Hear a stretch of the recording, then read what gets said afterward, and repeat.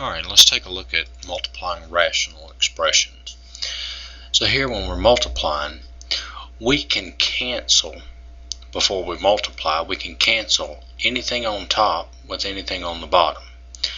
So here we can see that 6 goes into 12 and 18. So here we would be left with a 3, and 6 goes into 12 2 times. And then we can see that 8 goes into 24 and 56. So 8 goes into 24 3 times. 8 goes into 56 7 times. And then also these 3's here cancel. And we're left with 1 and 1.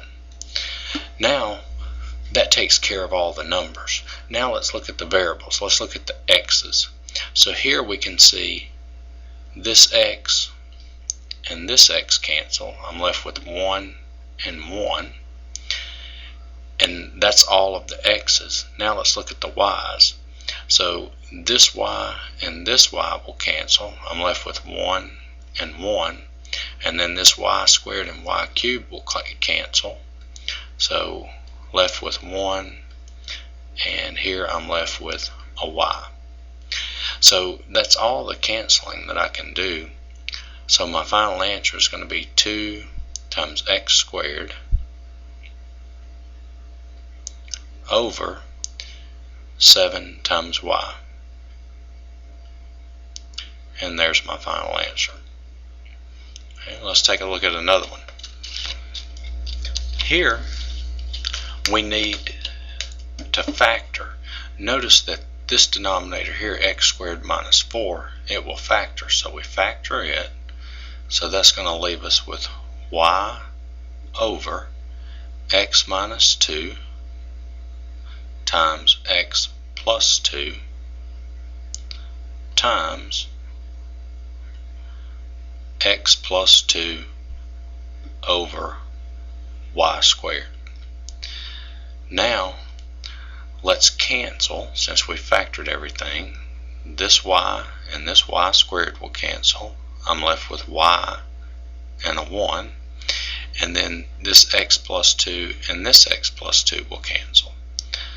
So my final answer is 1 over y times x minus 2.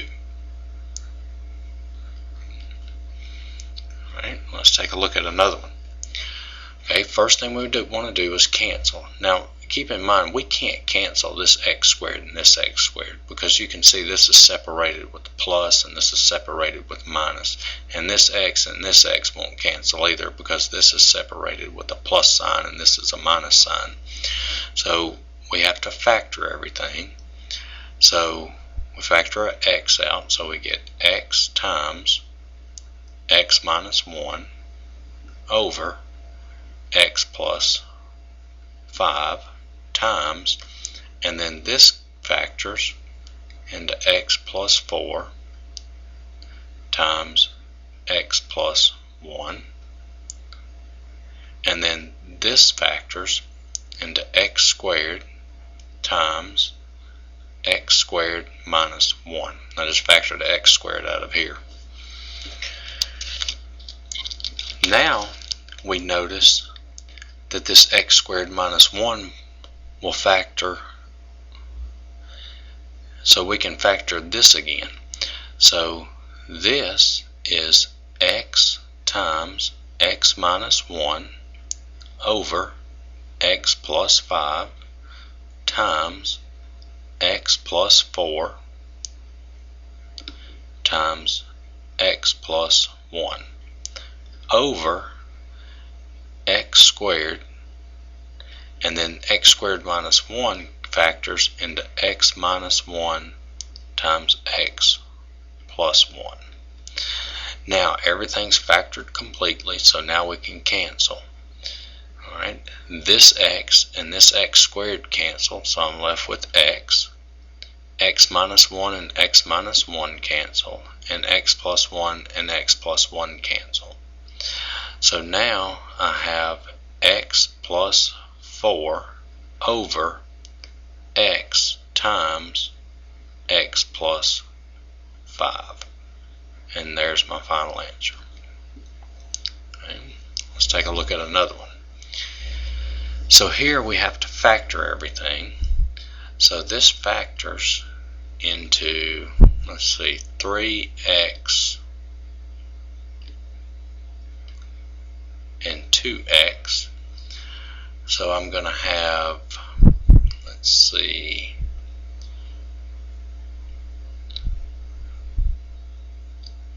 about a 5 and a 1, and this is plus and minus,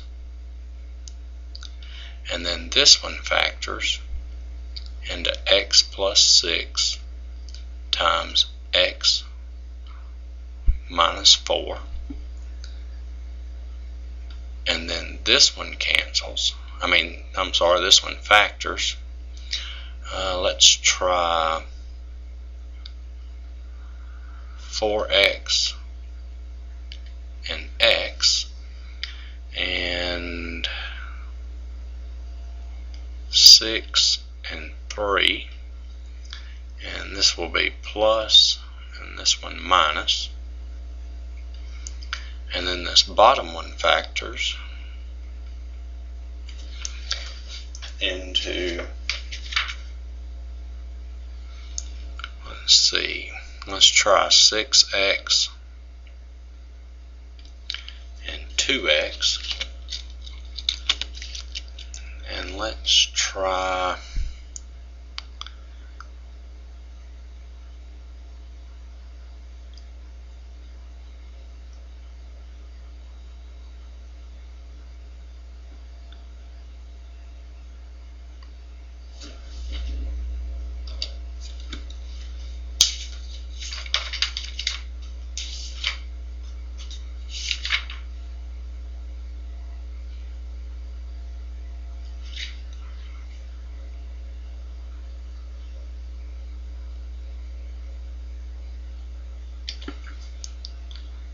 Okay, so it doesn't look like 6x and 2x is going to work. So let's try, how about 4x and 3x? And how about plus 5 and minus 3? That'll give us 12x squared, and then 20x minus 9 is 11. Okay. Sometimes the hardest thing can be just factoring it. Alright, so now we can go ahead and cancel. So let's see, the 3x plus 5 cancels with this one. The x plus 6 is cancel, and the 4x minus 3's cancel. So I'm left with 2x minus 1 over x minus 4. And there's our final answer. Alright, let's look at one more. So here we're going to factor everything. So I have x minus 2 times x plus 2 over x times x squared over 2 minus x. Now here the x squared and the x cancel, so I'm left with 1 and an x. Now if we look at this, the x minus 2 and the 2 minus x, these cancel also, and we're left with negative 1 and 1. Or if you wanted to, you could put the negative 1 down here and the positive 1 up here. It doesn't matter. So this is equal to negative x, negative 1 times x is negative x, times x plus 2, and that's over 1, so we would just write negative x times x plus 2. And there's our final answer. Now, how does this cancel out into negative 1 and 1? Well, let's take a look at it. So let's just look at x minus 2 over 2 2 minus x. Let's just look at this part of it. How does that cancel into 1 and negative 1? Well, if you look at this 2 minus x here, let's go ahead and write this as x minus 2 over, and then let's factor a negative 1 out of this bottom. So we factor out a negative 1, so that changes the sign of each term. So that's minus 2 plus x. And so this equals x minus 2 over negative, and then let's write this as x minus 2.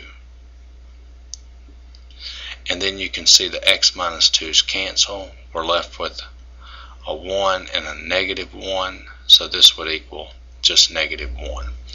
Now, you don't really need to show all this. You can, but the way to see that it cancels out as negative 1 and positive 1 is you look at this.